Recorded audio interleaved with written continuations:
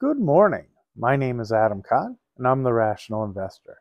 Today's Saturday, September 2nd. I hope you're all doing well. I hope you have some fun plans for the holiday weekend. Um, I think we got a few things going on that I'm pretty excited about, but I'm going to go right into markets and start with the ever burning question of when are we going to see the big collapse, whether that's in housing or stocks or anything else? When is it coming? Well, I don't know, but I don't think anytime soon.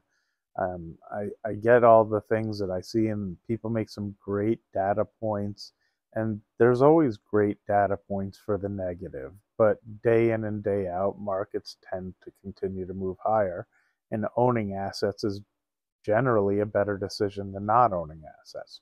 Now, I'm not telling any of you what to do.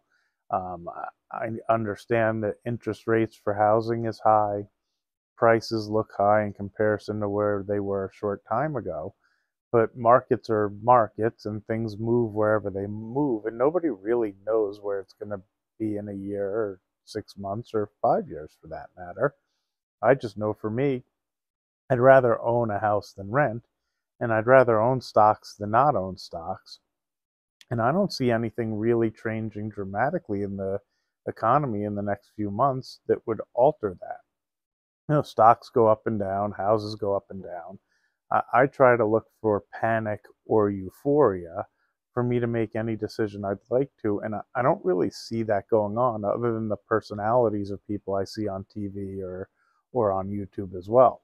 I don't really see a euphoric frenzy of buyers in the housing or the stock market, and I don't see panic selling or any of that in either markets that I tend to watch.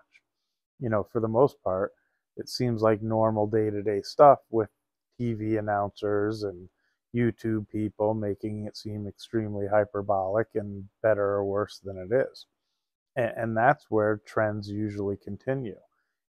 Generally, when people are skeptical and don't think markets can go higher, they tend to continue moving higher. But I guess we'll see. I know that credit card debts are really high, that we're beginning to see some defaults on automobiles and some other things. But to be fair, I think it's taken a really long time for that to happen. I expected all that stuff to happen a year or two ago. And house prices to me don't look overpriced in Las Vegas or some of the areas where people think they are. I thought they were undervalued for a long time, and I think they're finally getting to where they make more sense to me. And I don't think interest rates really change that.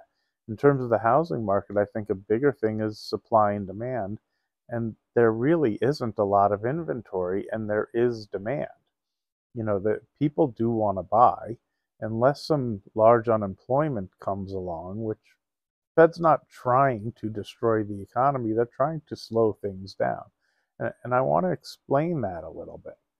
Slowing down does not mean deflation and fire in the streets and panic and prices going back to where they are. Talk about going to a football game or going to a concert or something like that. My wife wanted to see Drake, and we're not going because we're looking at ticket prices and they start around $300 or $400 and they go up to $1,000 or more for decent seats, and we're not talking front row or anything like that. Well, that's inflation. I don't really see concert tickets going back to $50 or $100 like they used to be. That is the same for everything, whether it's the things you buy at the grocery stores, gas in your car, whether it's a house, whether it is a car. All of those things operate the same way, and just because they're big ticket items doesn't change that. Things are more expensive than they used to be, and I understand it came in a short time and it's a little bit shocking. But the Fed's goal is not to raise rates to 15% like the 70s and cause a crash to bring prices back to where they used to be. Powell's been really clear about trying to get to 2% inflation. That's not deflation, and that is not prices going back to where they were. That's having them not go up as quickly as they were at a 6, 7, 8, 9% inflationary rate, which is really hard for people to keep up with. You know, You look at things like Nvidia earnings, and they're hitting it out of the ballpark. I don't see anything in the economy that could change that would change those things. They have demand, and they have demand from companies like Apple and Facebook, Meta and Google, and big companies that have profits as well trying to buy those chips. Same thing with Google and Amazon and Meta and the others. I don't really see any huge dramatic change in the next few months where all of a sudden they're not making the earnings that they're making. Whoever it is, the electric companies. Yeah, our bills have gone up a lot, but people still make their payments. When I go out to restaurants, I see a divergence, and it looks a little more like it used to. I see some small mom and pop places that are really struggling, and then I see places that are busy as can be. Even when I sit there and I sit down and I shake my head at the prices, it's the same as the tickets or going to concerts or going out to dinner. Places are still doing business. They're doing just fine. Even though I'm shocked by the prices, it's not like it look like they're struggling or going through a tough time. I think people are stretched. I think they've made adjustments, but I still think the economy's chugging along. And as long as the economy chugs along, why would house prices just drop? I mean, if somebody could explain that better, and I agree with some of the houses that the YouTubers pick to show how overpriced it is. But to be fair, that's common. There's plenty of times that sellers get over optimistic and try to get too much for a home, or they just think the market's stronger than it is. But that doesn't mean the whole market's going to collapse. I mean, really, here in Las Vegas, I think we have 3,000 or so units in inventory where we should be closer to 12,000. And this is the time of year that typically you would see more inventory coming to the market, and it hasn't. So despite what the Fed does, if the inventory does what I'm expecting it to do, I'd more expect to see the prices start drifting higher again. And the economic data is showing a bit of a slowdown. If that continues and the Fed can pause, maybe we see the spread between the 10-year and the mortgage rates start to come in a little bit.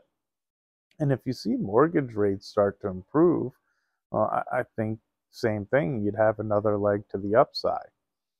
And if mortgage rates go higher, well, I still don't really see that that's going to collapse the housing market. The sellers are in a good position. There might be a few distressed sales here and there, but a lot of people have a lot of equity in the home, and a lot of them have a lot of leeway to make decisions and aren't in any rush to do anything. I don't know what changes it, and this big gloom and doom and forecasts and everything else. I hate the concept of people talking people into renting longer. I think owning things in general is better, not worse.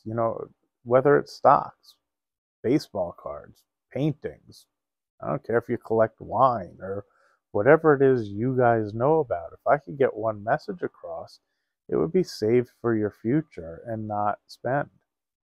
And I think owning a house is along those lines. Anyway, do me a favor, give a thumbs up, subscribe, like. I don't want to go too long. Hopefully I didn't ramble too much, and I'll see you guys tomorrow.